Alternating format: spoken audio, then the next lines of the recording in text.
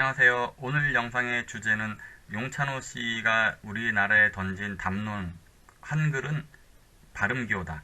그리고 한글은 축정이 문자다 라고 하는 것을 가지고 영상을 한번 만들어 봤습니다. 많은 국민들이 이 발언에 대해서 충격을 받은 사람들도 많이 있는 것 같고 이상하게 생각하는 사람도 많이 있는 것 같더라고요.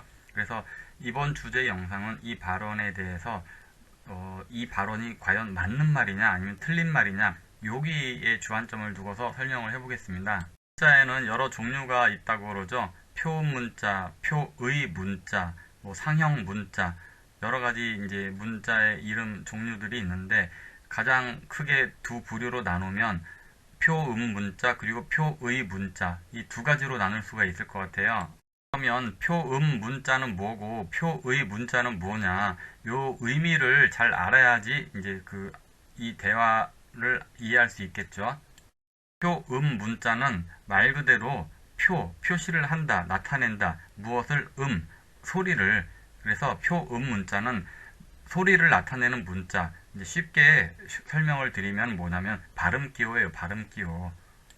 표의 문자는 무슨 뜻이냐면 표는 똑같죠. 나타낸다, 표현한다. 그리고 의는 뜻, 의자예요. 그래서 뜻을 나타내는 문자. 이렇게 설명을 하면 이제 이해가 되시겠죠?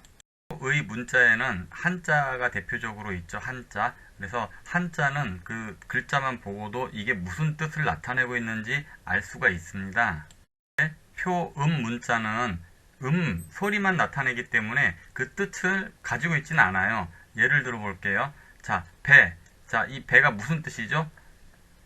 어떤 사람은 물에서 타고 다니는 그 배, 그걸 말하고자 하는 사람도 있을 테고, 어떤 사람은, 내 배, 내 등 앞에 있는, 내 머리 아래에 달려있고, 골반 위에 붙어 있는 이 배를 생각하는 사람도 있을 거고, 어떤 사람은 과일을 생각하는 사람도 있을 거예요. 그럼 이 과일, 그리고 내 몸, 그리고 타고 다니는 이 배, 이 중에서 배가 뭐예요? 알 수가 없어요.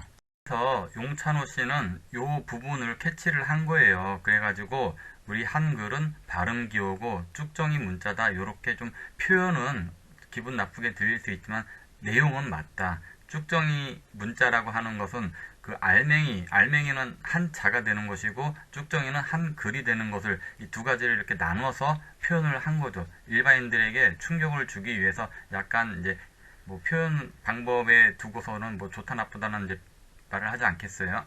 그래서 우리말은 60% 이상이 다 한자로 돼 있다고 하잖아요. 그래서 한자와 한글을 같이 배워야 돼요. 같이 써야만이 더 정확하게 의사소통이 될 수 있고 깊은 학문적, 철학적인 토론이 가능하거든요.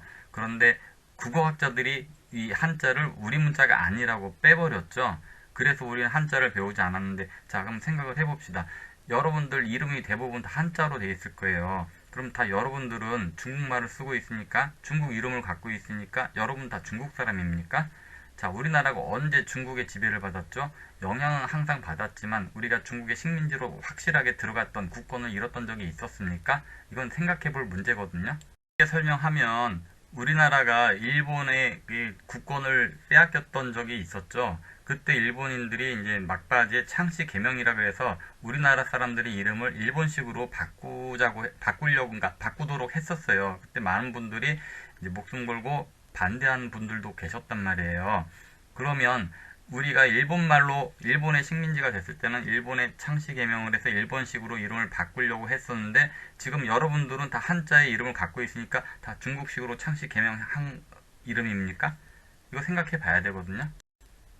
한마디로 줄여서 얘기하면 한자가 중국 문자가 되면 한국은 중국의 속국이 맞다. 이거거든요. 한국이 중국의 속국이 맞다는 그 증거. 여러분들 다 중국 이름으로 창씨 개명을 했으니까 속국이 아닌데 왜 중국 이름으로 창씨 개명을 했을까요? 그렇잖아요. 그러면 그 반대로 여러분이 나는 중국식으로 창씨 개명 안 했어. 그러면 뭐다? 한자는 우리 문자다, 중국 문자다, 우리 문자다. 우리 문자를 왜 중국 문자로 그렇게 했냐. 그렇게 한 사람들이 잘못한 거죠. 국어학자들이 하여간 그렇게 중국 문자라고 해가지고 한자를 안 배우도록 안 쓰도록 한 사람들이 잘못한 거다. 그러면 또 어떤 사람은 이렇게 얘기할 수 있을 거예요. 세종대왕이 우리말 쌈이 중국과 달라 뭐 이런 식으로 얘기했지 않냐. 자, 그거는 세종대왕님께 물어봐야 돼요. 자, 이 말이 무슨 뜻이냐면은 그때 상황을 알아야 된다는 거죠. 우리나라가 지금 중국에 조공 바치고 있습니까? 그런데 세종대왕 시대 때는 중국에 조공을 바쳤어요. 그냥 물건만 바치는 게 아니라 사람도 갖다 바쳐야 됐었거든요. 그런데 그 중국에 사람을 그러니까 볼모로 보냈다 그러죠, 해마다. 그리고 그러니까 사람만 보내는 게 아니고 말도 보냈다 그래요, 말도. 그만큼 우리나라가 그때는 굉장히 국력이 약했고 풍전등화와 같은 그런 상황이었습니다. 만약에 안 보내? 그럼 어떻게 될까요? 병적으로 한번 또 겪는 거죠. 그래서 이 한자를 우리나라 문자다 그러면 그렇게 얘기를 해버리게 되면은 중국에서 생각할 때 그러면 중국 사람이 한자를 쓰고 있으니까 그럼 우리가 한국의 문자를 쓰고 있네? 그럼 우리가 한국의 속국이 되네? 이런 식으로 외교 문제가 될 수가 있기 때문에 세종대왕이 그 앞뒤를 다 이렇게 감안을 해서 중국의 비위를 맞추기 위해서 우리나라의 실리를 위해서 그렇게 얘기를 했었을 것이다라고 저는 생각을 합니다. 그래서 이 한자도 우리 문자인데 이 한자는 굉장히 심오한 뜻을 담고 있어요. 그래서 이 한자는 이제 알게 되면 이 글자 자체가 진리 자체예요. 진리 자체. 그래서 굉장히 심오한 철학을 담고 있는 그런 아주 우리 인류 문화의 보물인데 좀 어렵죠. 쓰기 어려워요. 그래서 일반인들, 서민들이 쉽게 서민들은 철학 공부 안 하잖아요. 잘. 그래서 일상생활에 대화를 할 때 쉽게 쓸 수 있도록 문자를 하나 더 만들었으면 좋겠다. 그래서 한글을 창제. 그러나 사실은 이 옛 글자를 모방했다 그랬죠. 그래서 이것도 한번 따져 봐야 돼요. 자, 그래서 어쨌든 간에 이제 한글을 반포를 했단 말이에요. 그리고 용찬호 씨가 또 던진 담론 가운데 영어가 더 좋다라는 담론이 있는데 그거는 이제 다음에 또 기회 되면 영상을 올리도록 하고요. 지금 이미 말했던 거 한글은 그 쭉정이 문자 그리고 한글은 발음교다. 이것이 맞냐 틀리냐로 따졌을 땐 둘 다 맞는 말이다. 결론을 내렸습니다. 사실 이런 게 논쟁이 된다는 것 자체도 굉장히 안타까운 일이에요.